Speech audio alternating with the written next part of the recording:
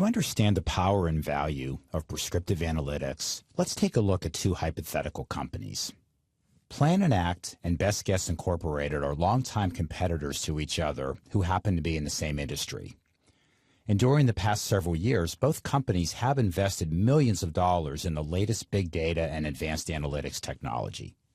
If you were to run into an employee of Plan and Act, that person would tell you that almost without fail, they do their planning and take actions based on what their data tells them is likely to happen.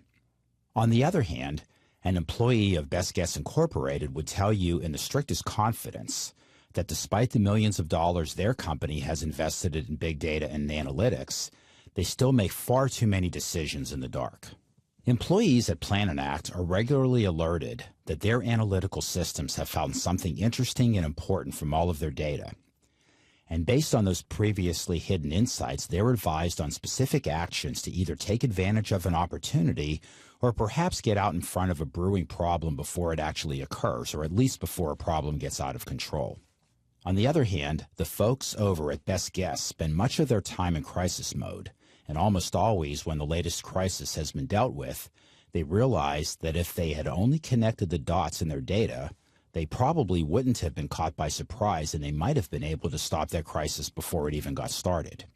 If you were to suddenly take the analytical systems away from the folks at Plan and Act, they would mostly be totally lost without all of those analytics-driven recommended actions. Whereas almost everybody at Best Guess needs to rely on their experience and instincts rather than their systems because they actually don't get many analytics-driven recommendations. And finally, the systems at Plan and Act are so robust it's almost like the entire company is filled with magic crystal balls that can predict the future. But over at Best Guess, their company is filled with things falling through the cracks almost all of the time. Why are these two companies experiencing such different results despite such similar technology platforms? And the answer, prescriptive analytics. Prescriptive analytics are based on a very robust workflow in which data is acquired and processed. The data is then run through analytical engines to form hypotheses. Some level of initial actions are taken even while hypotheses are proven or disproven, and then based on the outcome of whether a hypothesis is proven or disproven, a certain set of prescribed actions will be taken.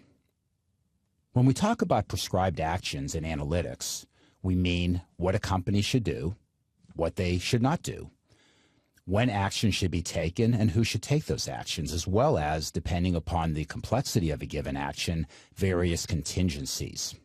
Let's take a look at a quick study where both of our companies hear the same rumor that one of their key competitors might be announcing a brand new product line. Over at Plan and Act, when they run this new information through their analytics, they will know the likely impact on their market share, along with the recommended actions that they should take based on various scenarios. Plan and Act will also have a good idea what the likely impact of that third competitor's new product line is on Best Guess's market share, and what Plan and Act should do when competing with Best Guess as that new product line is introduced. They also will be advised on actions they should take about their own product lines. Plan and Act will also be advised on adjustments they should make to their own product pricing, both now and later, as well as changes they might need to make to their sales territories to compete with the new product line from that third competitor. They'll also be advised on specific metrics they should create to help determine if the actions they've taken are correct. And if it turns out that the rumors of that new product line are false, they will be given a set of steps that they should follow in that particular case. Over at Best Guess, though, most of the people there are as lost and confused as ever.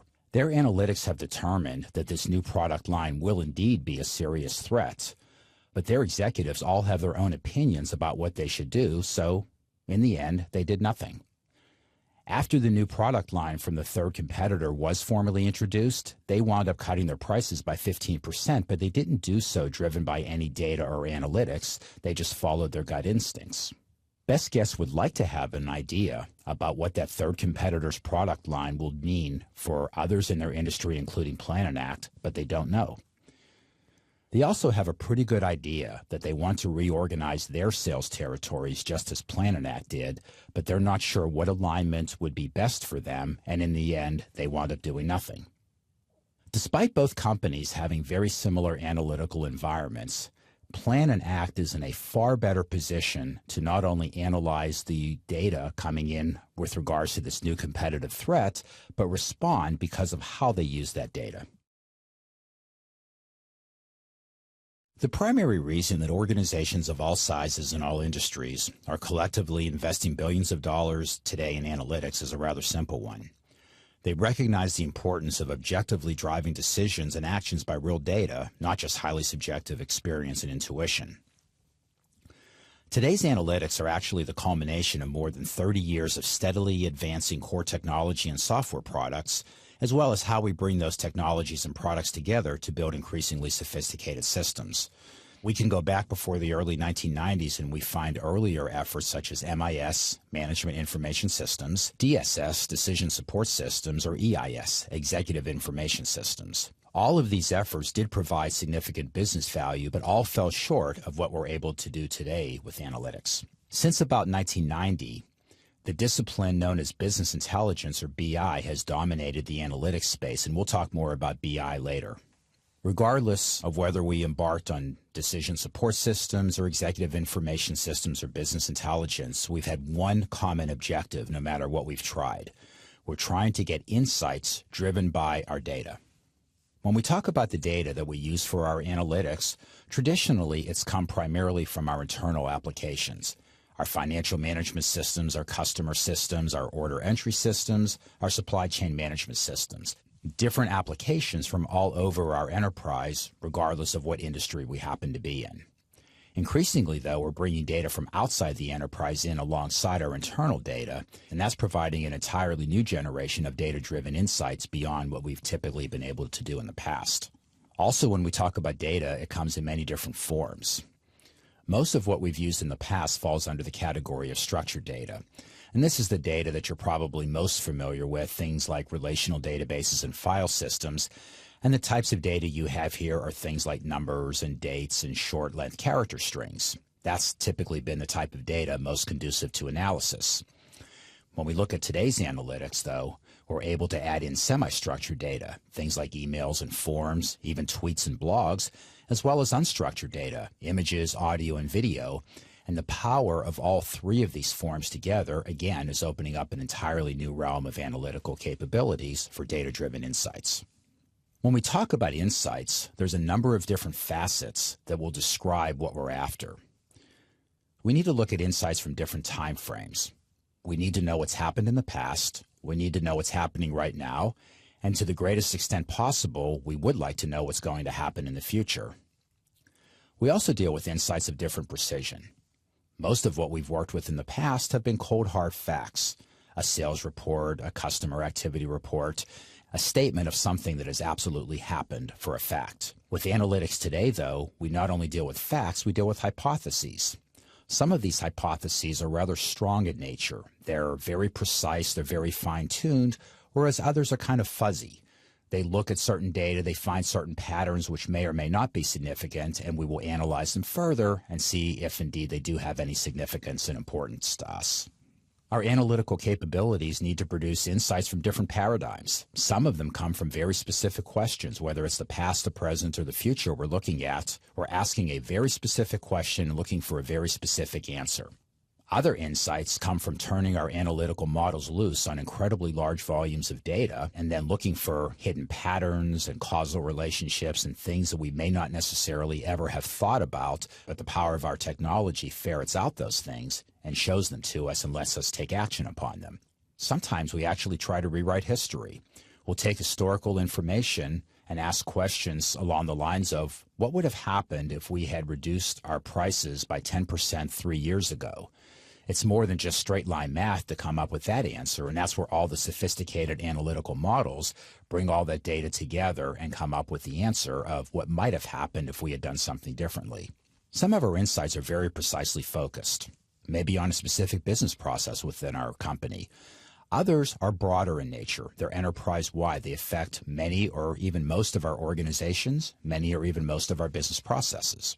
Regardless of the types of insights we've been after, for the most part, we've fallen short in the past. There's a number of different reasons, ranging from insufficient data management technology, the capacities of data that we really need to analyze just haven't been able to be supported. Maybe the performance of the databases hasn't been as fast as we've needed it to be. Some of the software tools we've had to work with over the years haven't been as mature as they need to be. Beyond technologies and products, we've often fallen short in how we've used those tools to build systems. We've mentioned we needed insights into the past, the present, and the future, but most of the systems we built over the years have had an unbalanced emphasis looking back into the past at historical information with far less insights into what is likely to happen and what we should do about them. And also, many of the systems we've put together have been poorly architected for a number of different reasons. They work for a little while, but they're not very well structured, and eventually they run into performance issues and quality issues and other problems, which causes them to go out of favor. The biggest shortcoming beyond all of those? Workflow failures. Most people, when they think about decision support systems and business intelligence, don't really think of the workflow aspect, but as we'll see for prescriptive analytics, workflow is every bit as important as the technology and the analytical models. What happens a lot is that we do have a lot of available data, but it's not fully processed and analyzed. Or we do process the data, but not far enough to form a hypothesis that we can then do something with. Maybe we do form hypotheses, but we don't carry them through to the point at which they're either definitively proved or disproved, so the hypotheses sit there and nothing really happens as a result. Or we may get to the point where we do produce critical insights, but we never take action upon them, and it's like they never happened in the first place. Essentially, what happens to the detriment of all these systems is too often things fall through the cracks. And that's where prescriptive analytics comes in. Prescriptive analytics is a framework that carries our data all the way through from the first moments it makes its way into our systems all the way through to the point at which that data is used to drive actions. By having a formal workflow as part of prescriptive analytics, we help prevent things from falling through the cracks as they have happened so often in the past. And when we look at the idea of data-driven insights, it becomes a reality, not just a catchphrase. A final word about prescriptive analytics. When you see the term with the P and the A capitalized, it may refer to a specific solution from a vendor known as IATA. When you see prescriptive analytics in lowercase or maybe in sentence case, that's usually a general term. It's not really referring to any specific solution, and that's the term that's widely used by consultants, vendors, and industry analysts, and that's the focus of what we're covering in this course. One last point, though, sometimes because the trademark for IATA is not that widely known, sometimes you may see the capital P and the capital A, or it could be referring to the general approach to prescriptive analytics rather than that vendor-specific solution. We tend to use the term analytics in an all-encompassing manner, but in reality, we have a number of different flavors of analytics to work with, and each of these has its own specific purpose. All of these flavors should actually come together, though, to provide the broadest and deepest possible data-driven insights that we're after. Our simplest form of analytics, and one that we've actually been working with for a number of years under different labels, is called descriptive analytics. Then we have predictive analytics, discovery analytics, and then the subject of this course, prescriptive analytics. Let's take a look at what each of these types of analytics do for us. A relatively straightforward taxonomy for these different flavors of analytics can help us see how they relate to one another. You can think of each of these types of analytics in the context of the types of questions you would ask and then the types of answers you would get to those questions. When we look at our simplest form, descriptive analytics, these are the types of questions along the lines of tell me what happened and why it happened, as well as tell me what's happening right now and then why. Predictive analytics ask questions such as tell me what is likely to happen and why. They look into the future, whereas descriptive analytics typically look into the past or the present. When we come to discovery analytics, these are questions along the lines of looking for something interesting and important within all of our data, even without asking very specific questions. So in other words, we tend to be mining through our data and looking for interesting patterns and correlations, and we'll talk more about those later. Finally, prescriptive analytics, the subject of this course, guides us in telling us not only what is going on or what might have happened or what is likely to happen, but what we should do about it and other things related to specific business actions we should be taking. It's important to know where in this analytics continuum prescriptive analytics fit, because it's more than just another flavor or variety. You can think of prescriptive analytics as the culmination or maybe even the final frontier of analytics. In general, we acquire and organize our data, and then we perform our first three types of analytics upon that data. We'll perform prescriptive analytics to determine what has happened in the past or what might be happening right now. Then we also do predictive and discovery analytics for their purposes.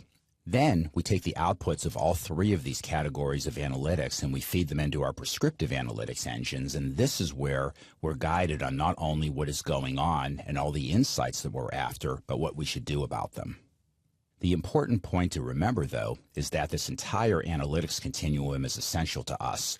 All four of these categories need to work together for us to give us the greatest business benefit that we're after. Over the years, our applications have moved from centralized mainframes to distributed and decentralized computing. We've introduced mini computers and personal computers and mobile devices into the mix for our enterprise applications, and as a result, we've wound up with an islands of data problem. And what that means is that the critical data we need for reports and analysis, instead of being consolidated together, is scattered among numerous different applications and systems that happen to reside on many different platforms, in many different formats, in many different organizations and geographies. The consequence of our islands of data problem is that when we need to build reports that require data from more than one different source, it's typically been, over the years, a very difficult and time-consuming effort. The early 1990s introduced us to the concept of data warehousing, in which we've attempted to break through these islands of data and bring selected data from each of our different applications together into a single store of information, and that's where we will run our reports and do our analysis. This picture shows a very simple data warehousing architecture where we have three different applications, one for taking orders over the telephone, another one for doing orders online, as well as a master list of all of our customers. And selected data from each of those systems is fed and copied into the data warehouse. When building a data warehouse, organizations typically use their internal applications, their customer relationship management, their supply chain management, their ERP, enterprise resource planning applications, or whatever their applications happen to be. And increasingly over the years, they've also brought in external data sources to help create these data warehouses and make them very powerful for reporting and analysis. As data is brought into the data warehouse, one of the things that typically has to happen is the transformation of that data, or in other words, the unification of that data. Different applications may use different encodings for the same concepts, and therefore, to bring the data into a data warehouse, we need to come up with some sort of a unified coding. So, for example, if one application for gender uses M and F for male and female, another one spells out male and female, and a third application uses 1 for male, 2 for female, one of those encodings needs to be selected for how all the data in the data warehouse will be stored. And as the data from other applications that use a different scheme are brought in, the transformation occurs to convert the data and make it all look the same. One of the key things about a data warehouse, and this will be very important as we look at analytics, is that not all data is brought in from all the different applications into the data warehouse. Typically, a very rigorous requirements analysis process has to occur at the beginning, in which we determine the types of reports and the types of analytics we're going to do out of that data warehouse, and then we figure out, based on those specific requirements, which data we will go after from our various sources. We also load the data in multiple phases. At the very beginning, when a data warehouse is first being created, an initial set of data will be imported into the data warehouse.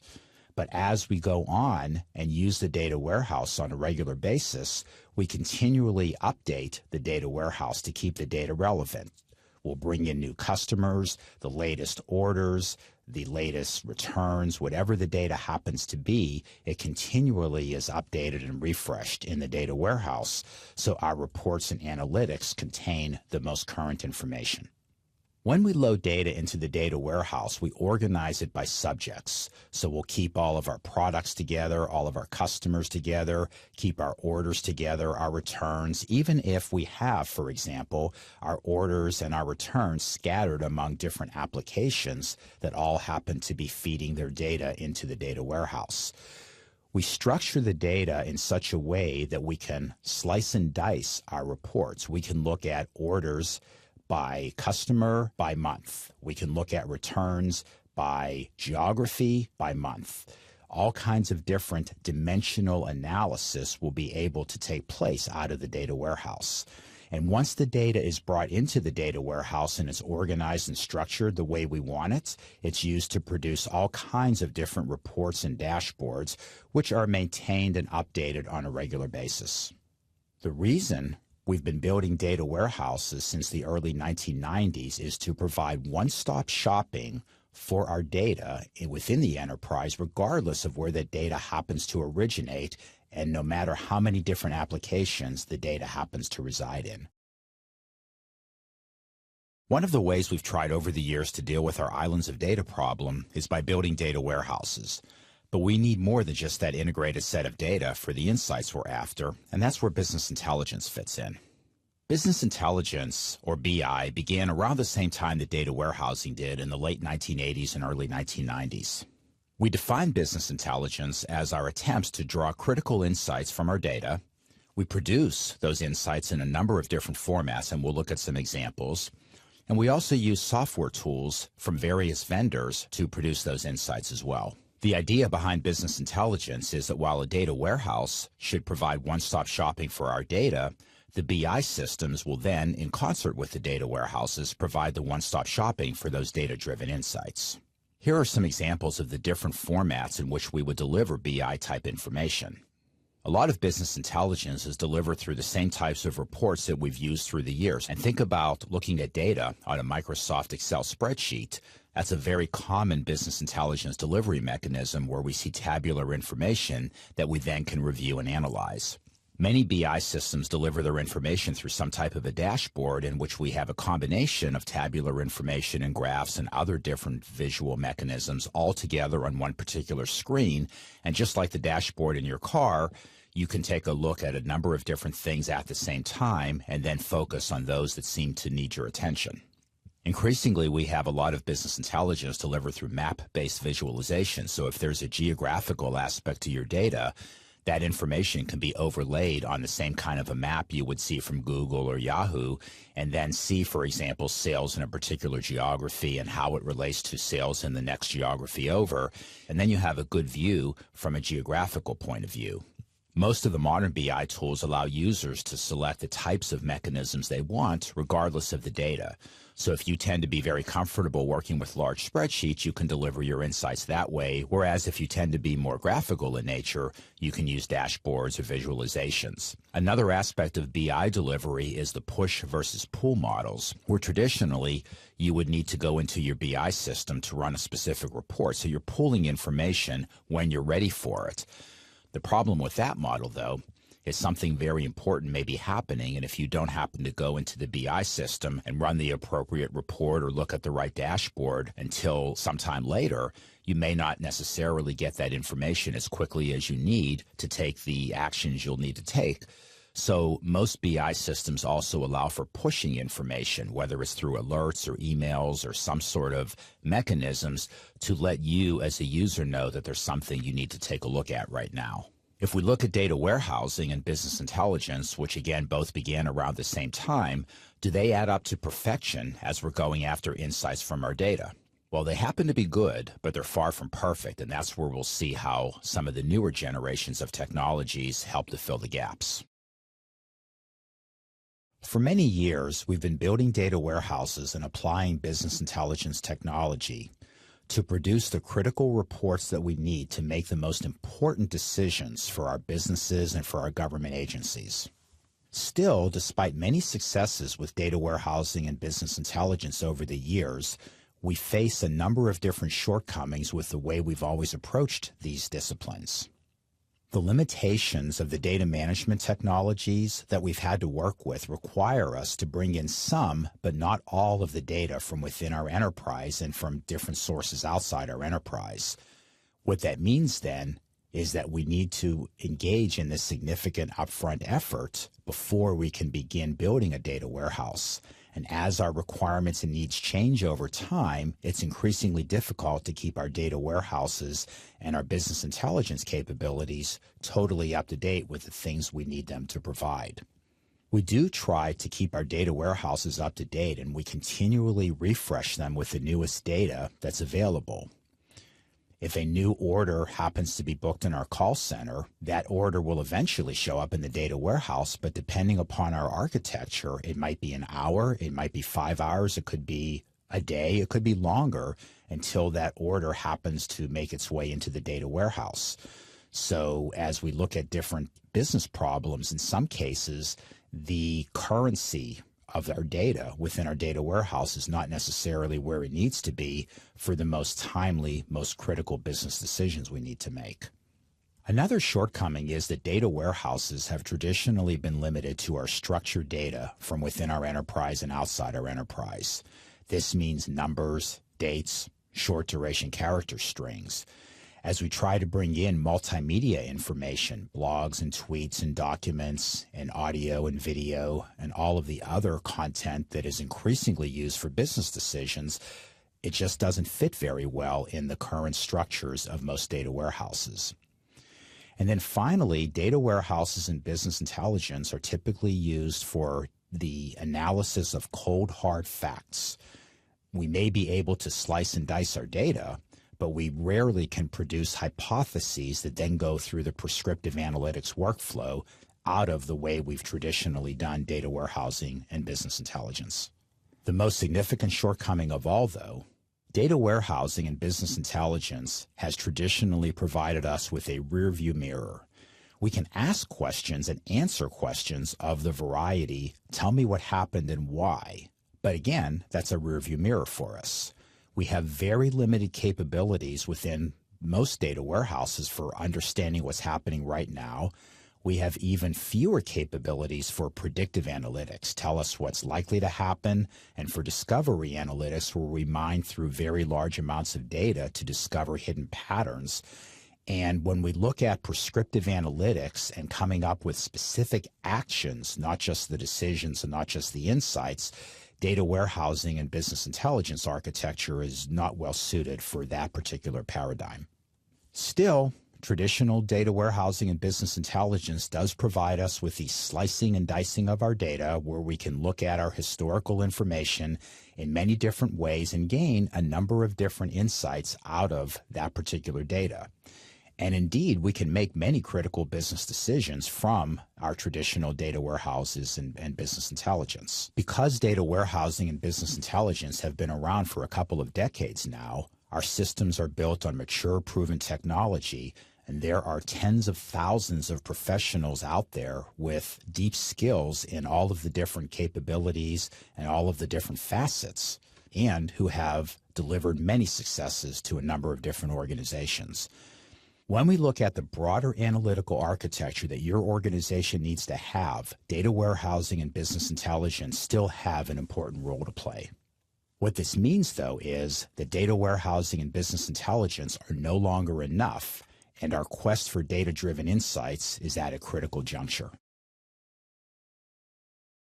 Big data is an exciting family of technologies that not only provides the foundations for an entirely new generation of analytical capabilities, including prescriptive analytics, it helps address almost all of the shortcomings we've had to face with our traditional approaches to building data warehouses.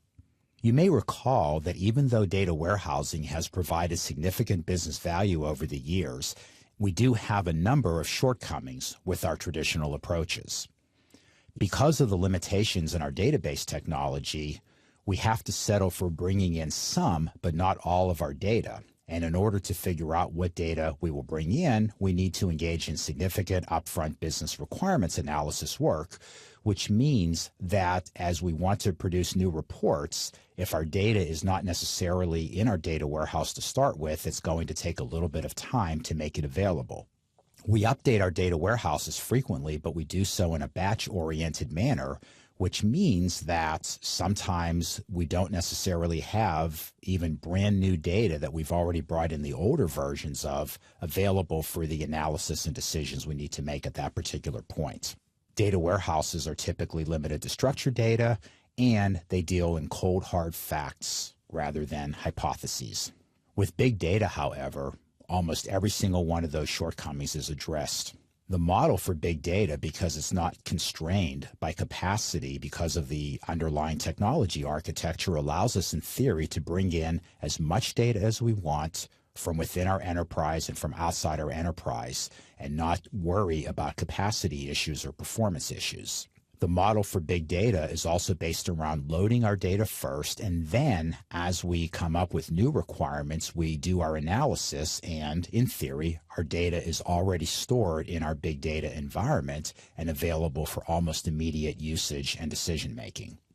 Big data is also built largely around a streaming data model as opposed to the batch update model, which means, for example, when a tweet occurs or if somebody posts a blog entry or if we have a high velocity online ordering system, the moment new data occurs in our transactional systems or our tweets or our blogs or our server logs or wherever it happens to be, that data comes into our big data environment and is available for analysis and decision making almost immediately. Big data is not constrained by structured data only. Many of the capabilities are built around semi-structured and unstructured data as well. And as we apply our analytics to the underlying content in the big data, we're not constrained to only cold, hard facts. We can build hypotheses and we can handle and support the entire continuum of analytical capabilities. When we look at our traditional data warehouses and our business intelligence capabilities, most of the insights that we gain tell us what happened in the past. To some extent, they also tell us what's happening right now. But for the most part, data warehouses deliver factual information only to answer these two types of questions. Big data, though, not only answers what happened and what is happening right now, it addresses all the other types of questions that we had on our analytics continuum. What's likely to happen, our predictive analytics, insights into something interesting and important, our discovery analytics, and with regards to prescriptive analytics, specific actions that we should take as well as who should take them and when they should be taken. When you look at a high-level architecture for a big data environment, it looks very similar to that of a data warehouse. You have source systems from within your enterprise and outside your enterprise, and they feed data into that big data environment. The difference is in the underlying technology, where all of the things we just talked about, the extra capacity, the higher performance, the lower time lag between availability of data and its usage for insights and decision making, all of those are addressed by the underlying technology. Big data has the same objective that data warehousing has always had, to break through the barriers when we have our data scattered among different applications in different organizations. But what's different about big data is that we can bring in content, our data, from potentially hundreds or even thousands of different sources, and we're not constrained for the most part by the same capacity issues that we've always had to deal with traditional data warehousing technology. We have far less upfront requirements analysis. We can just bring in the data, even if we don't know for the moment how we're going to use it for analysis and decision making and forming hypotheses and taking actions. And it can be structured, semi-structured, or completely unstructured. The motto of the big data environment might well be store now, organize later. One of the most prevalent big data engines is Hadoop, and specifically the Hadoop Distributed File System, or HDFS. Within big data and within Hadoop in particular, you have an entire ecosystem of tools and languages. And what's really exciting about big data and Hadoop in particular is that we're starting to see a convergence between this new emerging technology and our traditional database technologies, where SQL, our traditional language for accessing relational data, is starting to merge with big data. What this means is that we can take many of the same types of queries and reports that we've always run against data warehouses, merge them into the big data environment, along with the newer analytics, the predictive analytics, the discovery analytics, and the prescriptive analytics that come out of big data. The result is one-stop shopping for data that we tried to do with data warehousing and is really coming to fruition with big data. When we look at big data, you may hear about the 3 V's or the 4 V's or the 5 V's. These are the watchwords of what we get out of this new emerging technology. We have unprecedented volumes of data. We have far greater velocity, the speed with which data actually makes it into the environments and is available for analysis. We have the variety of structured, semi-structured, and unstructured data. We have the veracity or the overall accuracy of the data, because as we bring data together, we have far greater capabilities to cross-reference information than we have had in the past with our data warehousing technologies. And what this means when you bring all of the other 4 V's together is far superior value when it comes to decision making and taking actions out of our big data. It's important to note that even though Hadoop is one of the most dominant big data engines out there, it's not the only approach to big data. There are other paradigms and other systems that exist. However, as we talk about prescriptive analytics, the architecture and the core underlying technology of Hadoop is particularly suited to what we are trying to do with prescriptive analytics. Analytics is the watchword of many organizations today when it comes to taking actions based on data-driven insights rather than only on experience and intuition. An important point to note, though, is that despite all of the excitement today about analytics, the discipline is far from new. At its core, analytics is all about extracting patterns from data. And we can go back to the 1700s, the 1800s, the 1950s when computers were introduced, and we find that analytics have always had some sort of a role to play in how we make decisions, and especially as computer technology took hold in the 1940s and 1950s. We also saw over the years that analytics tended to coalesce around a term called data mining. So for a long time, people talked about mining data as opposed to using the phrase analytics. Also, despite all the excitement today about analytics, we've been using analytical tools for a long time. We go back to the 1960s, and 2 of the most dominant analytical tools we have today, both SAS and SPSS, showed up in the mid and late 1960s, and they've continued to evolve ever since. In the 1980s, many organizations built what were called expert systems, where they tried to mimic the thought processes and the decision-making that an expert would in a particular subject area and use computer technology to make decisions and help guide actions. In the 1990s, many of the earlier business intelligence vendors also ventured into the world of analytical tools, extending their capabilities of their respective products to also include some rudimentary statistics and analytical capabilities. And then we go back more than 20 years to the early 1990s, and the R programming language, which is very commonly used for statistical analysis, that appeared as an open source project, and a lot of organizations adopted the usage of R. So again, despite the excitement about analytics today, neither the concepts nor the tools are brand new. What's different today is that bringing big data technology to the world of analytics is becoming a game changer for many organizations.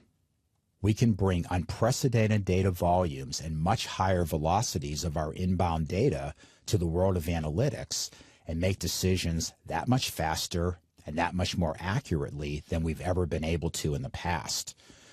We can make those decisions not only on our structured data that we've used for many years, but now we can bring in both semi-structured and unstructured data as equal partners to the decision-making process.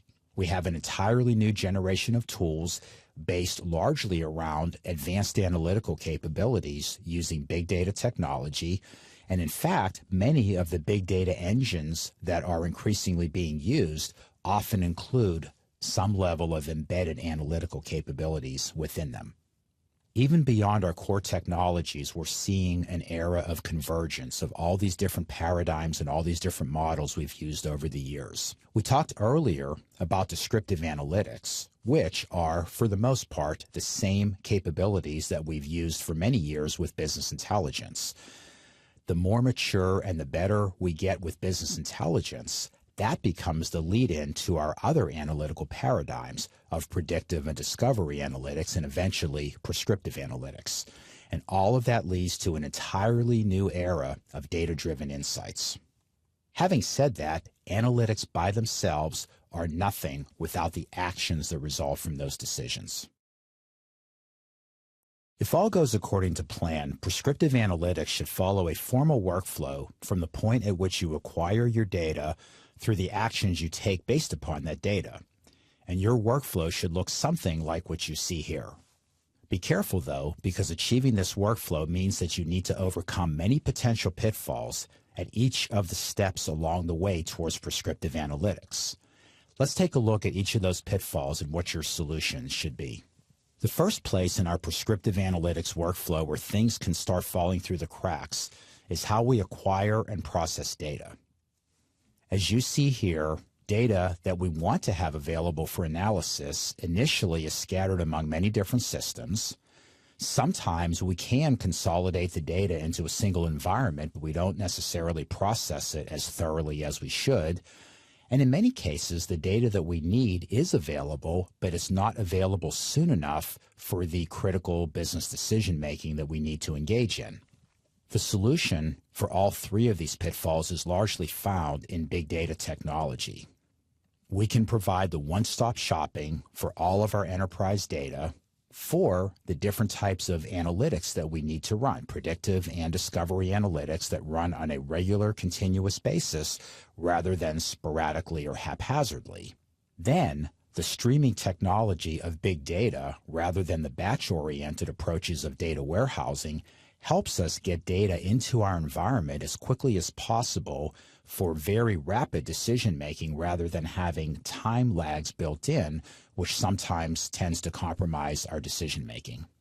Once we have a solid big data environment, we then need to provide a comprehensive foundation for the production of critical business hypotheses from all that data. We've already seen how business intelligence does not do a very good job forming hypotheses. BI does a much better job dealing in cold hard facts, looking back at what happened rather than the hypotheses of what is likely to happen or what might be going on. Very often we need certain data to form hypotheses and we wind up missing that data or it arrives too late. Sometimes we form hypotheses, but they wind up not ever getting acted upon. The solutions to all of these is found in a very robust workflow. We have the predictive and discovery analytics capabilities, and then we manage them very actively through the workflow where the data makes its way into the environment and then gets processed by the hypothesis engines. The hypotheses that we form from our data must be formally proven or disproven so we can take appropriate action. However, even while we are working on these hypotheses, we often need to take some sort of preliminary action, and this is another place where the prescriptive analytics workflow can run into bumps. We need to guard against situations where we form a hypothesis, but while we're still proving or disproving that hypothesis, the preliminary actions we take wind up being too drastic and irreversible and potentially could cause even more harm than by doing nothing. We also have to guard against the initial actions that we take being either insufficient or inappropriate, so we need to watch out for both ends.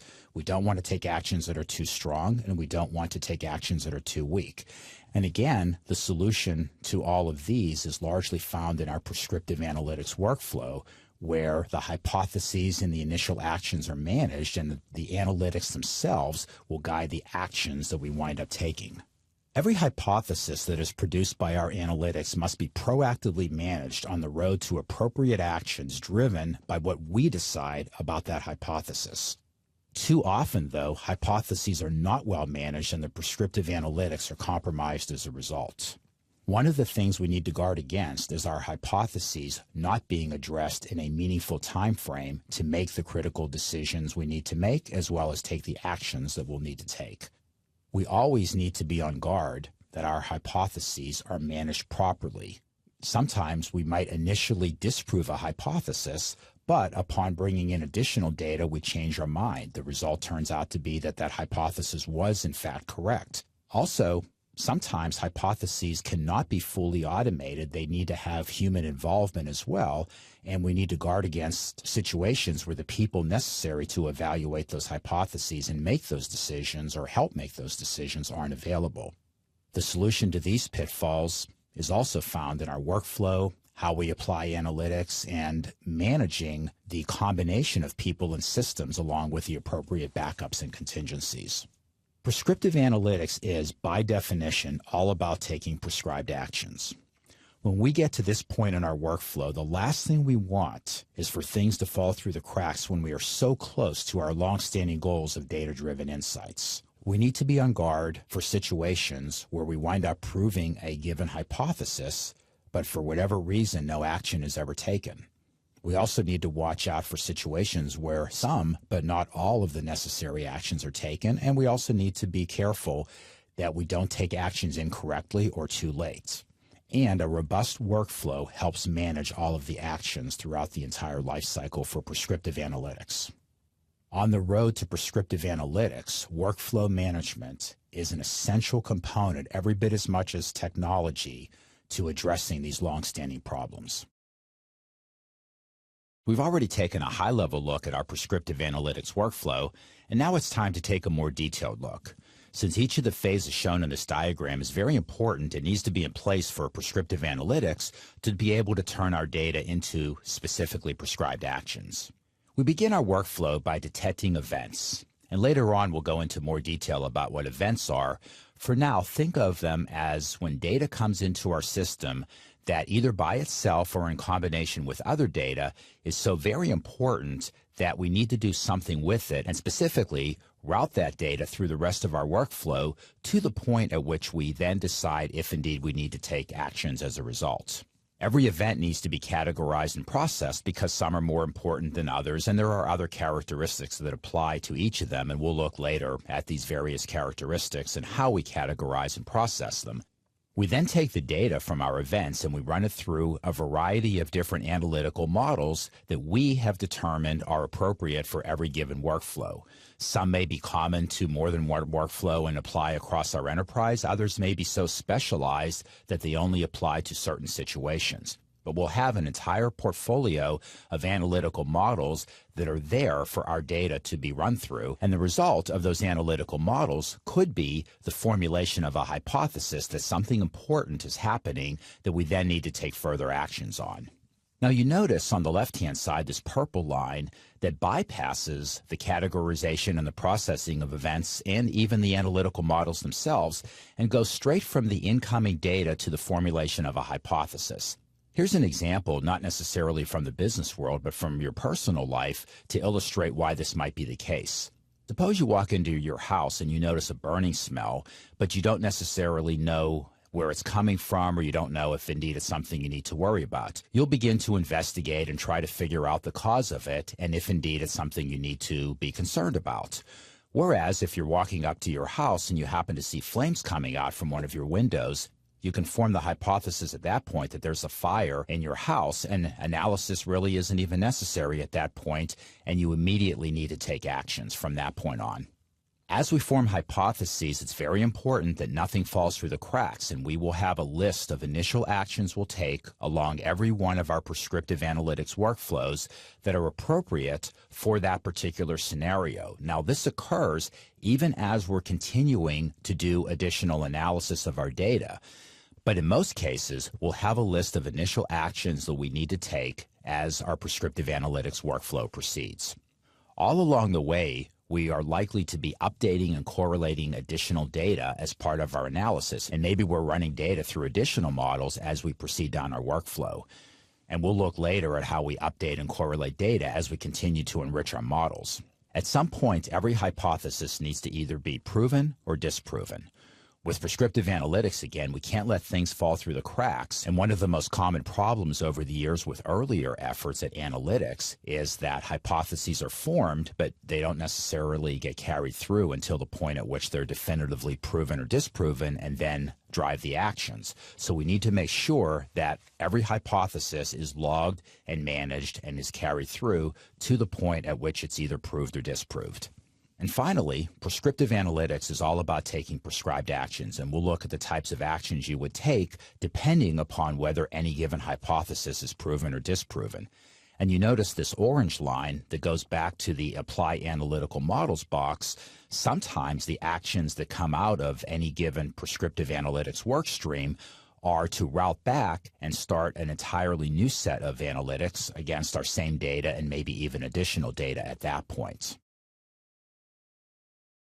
One of the most important capabilities we need to have for high-value, high-impact prescriptive analytics is to get new data into our big data environment as rapidly as possible, no matter where that data is coming from.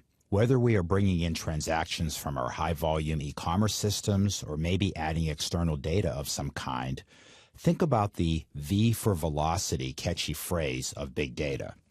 Or, to paraphrase a certain movie about Navy fighter pilots from the 1980s, when it comes to making our data available for analysis, we feel the need for speed. The good news is that with today's big data technology, particularly when we use the Hadoop system, the overall ecosystem is much better suited towards streaming data as quickly as possible from all of these different information sources than we've been able to do with traditional data warehousing over the years.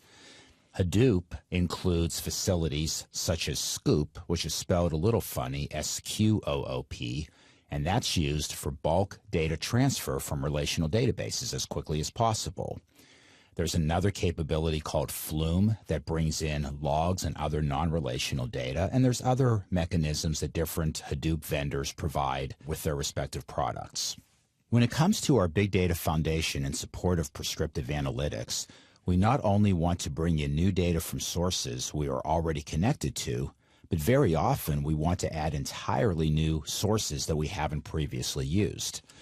Even if we just have a hunch that certain data might be valuable, there's nothing wrong with bringing that data into our system. Whereas in the past, with traditional data warehousing, we had many different capacity and other limitations to deal with, the Hadoop Distributed File System, or HDFS, for the most part, allows us to transcend all of the typical capacity issues we've had with databases and file systems over the years. And as we explored earlier, with the new big data paradigms, you don't need to do nearly as much upfront requirements analysis before loading your data in as you did with the data warehousing technology of the past. When it comes to big data and prescriptive analytics, we may want to adopt a data hoarding mindset. This is a very different paradigm than in the past with traditional data warehousing. Even if we haven't necessarily identified a specific need in our current portfolio of prescriptive and discovery analytical models, conventional wisdom these days is starting to come around to the mindset of bringing in and storing brand new sets of data just in case we might find value in that content later on as we build new models or apply our analytics to new business problems. In other cases, though, we might be in the middle of a particular workflow in which we've already formed a given hypothesis and we're actively attempting to prove or disprove that hypothesis as part of our prescriptive analytics workflow. Let's say, as part of our processing, we've identified additional data that we desperately need to run through our models as quickly as possible. In these types of situations, what we want to do is load the new data from our new sources as quickly as possible, then apply our models to whatever the appropriate mixture of current and new data happens to be, and then to do that as rapidly as possible. After we're done, then we can worry about how we will store the newly acquired data for longer-term usage. The key point is that with today's big data technology, we can approach prescriptive analytics in a much different way than we've been able to in the past when we've had the limitations of traditional databases and data warehousing models.